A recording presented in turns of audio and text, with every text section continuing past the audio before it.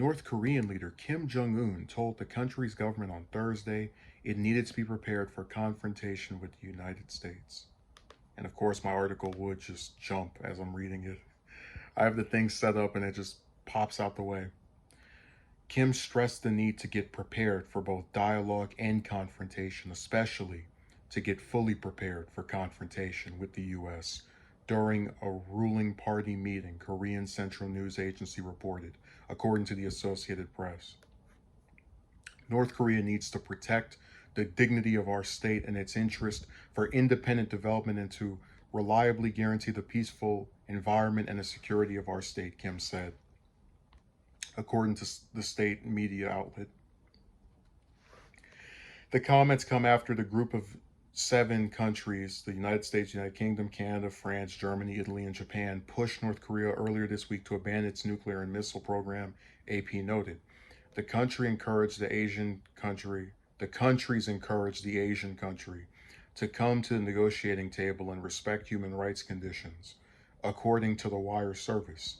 Secretary of State Antony Blinken said in May there was no grand bargain to get North Korea to abandon its nuclear weapons program. I don't think there's going to be grand bargain where this gets resolved in one fell swoop. Blinken said it's got to be clear, calibrated diplomacy, clear steps from the North Koreans, and it moves forward in that way. Previous administrations, Republican and Democrat alike, have tried to tackle it, and no one's fully succeeded, to say the least. In fact, the program has gotten more advanced and more dangerous over time. The latest remarks from Kim also come after a North Korean commentator said in late May that the Biden administration's lifting of restrictions on South Korea's missile development was an example of hostile policy toward the northern country. What the hell? The termination step is a stark reminder of the U.S. hostile policy towards North Korea and its shameful double dealing, Kim YoungCho, an international affairs critic, said at the time. It is engrossed in confrontation despite its lip service to dialogue. Oh, now I understand what he's saying. So when we put up these restrictions, we look like hypocrites because we say, oh, we just want to talk to you. We want to resolve things peacefully. But then when we actually have the chance to do that, we decide to not go about it in a manner that is consistent with our rhetoric, because if we actually believe in have a dialogue, there'd be no need for sanctions or restrictions or any other thing that would be considered, a policy that's hostile. Yeah, because when I read that nicely, it's like, how is it hostile to take off restrictions toward another country, no less? But it was, that's what I hear about when they just quote things, they don't explain it in full. Stress the need to get prepared. I don't think North Korea is wrong. A lot of people trash Trump for this, but I wish that his talks with North Korea had been successful and that they actually were able to get them to come to an armistice and just leave each other alone.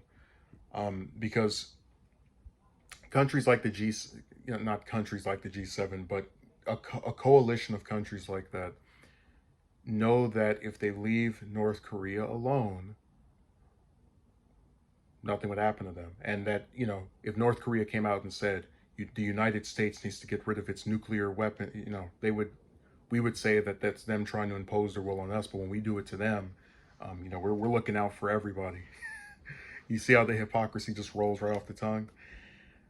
I don't think Kim is wrong. I think that Biden's probably going to exacerbate issues with that country.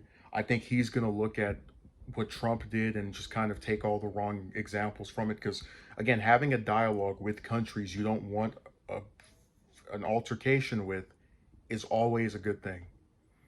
But a lot of people said Trump was soft or weak, or he was beholden to dictators and all the rest of that trash. So he's going to look at this and say, well, I'm going to have to amp up my rhetoric and put up my finger and tell them about how dangerous what they're doing is, and it's just going to lead to more conflict. I don't know if I'd be willing to say it would start an actual war, but it's definitely going to be the two of them going back and forth with a war of words, and then maybe some sanctions, and then the other countries will get involved, and then the loop-de-loop continues of North Korea is so dangerous. Let's not try to start a peace treaty with them. That would make too much sense.